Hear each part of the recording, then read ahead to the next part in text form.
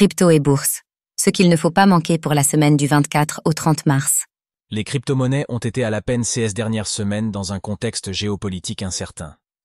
Mais alors que des négociations ont lieu entre la Russie et les États-Unis, les marchés vont-ils repartir à la hausse?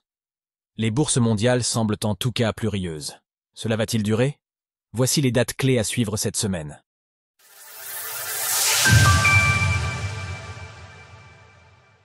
Lundi 24 mars, Proof of Liquidity sur Berachain, négociations en Ukraine. En ce lundi, nous notons le lancement du consensus de Proof of Liquidity de la part de Berachain, BERA, un layer 1 en vogue en ce moment. La crypto-monnaie BERA a bénéficié de ces évolutions, avec une hausse de 17% sur les 2 dernières semaines. Côté macro, ce lundi marque la reprise des négociations entre les émissaires russes et américains en Arabie Saoudite. Un cessez-le-feu en Ukraine pourrait être mis en place dans les prochains jours. Mardi 25 mars, unlock de Venom, et Altlayer, ALT. 2 unlocks notables auront lieu ce mardi. Avec Venom, tout d'abord, dont le volume d'échange et le cours ont augmenté en anticipation.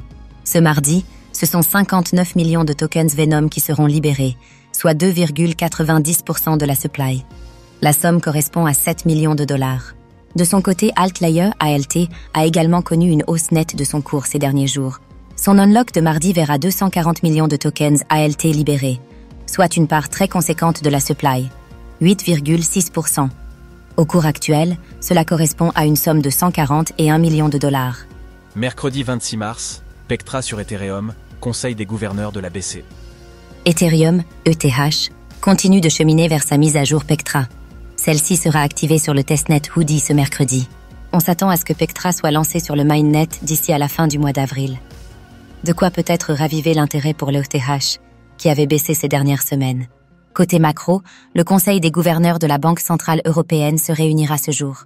Aucune annonce de politique monétaire n'est attendue, mais le contexte géopolitique mouvant pourrait conduire à d'autres annonces. Quant au Royaume-Uni, il publiera les chiffres de son inflation de février ce même jour. Jeudi 27 mars, nouveau président de la SS, sommet européen pour l'Ukraine. La transition entre président de la Securities and Exchange Commission, SEC, s'achèvera ce jeudi. Paul Atkins devrait être confirmé dans son nouveau rôle, suite au départ de Gary Gensler. En Union européenne, un sommet, baptisé Coalition des volontaires, aura lieu à Paris en présence de Volodymyr Zelensky, le président ukrainien. Des décisions seront probablement prises en termes de défense et de soutien au pays. Autre rendez-vous ce jeudi. La Banque centrale de Norvège rendra sa décision de politique monétaire. Vendredi 28 mars, inflation en France, PIB du Royaume-Uni. Plusieurs chiffres d'importance seront publiés ce vendredi. En France, nous connaîtrons l'inflation provisoire pour mars, ainsi que la consommation des ménages pour le mois de février. Le nombre de constructions nouvelles sera aussi connu. Au Royaume-Uni, c'est l'orientation du PIB au 4e trimestre qui sera connue, ainsi que la balance commerciale pour la même période. Tandis qu'en zone euro, l'indice de confiance des consommateurs sera publié pour le mois de mars. À suivre également cette semaine. Le plan de rachat hebdomadaire, buyback de tokens, sera mis en place d'ici à la fin de ce mois, selon des rumeurs persistantes.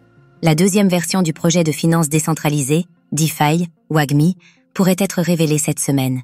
La suite de la guerre commerciale de Donald Trump, qui a encore menacé de nouveaux droits de douane certains pays la semaine dernière. Retrouvez toutes les actualités crypto sur le site cryptost.fr.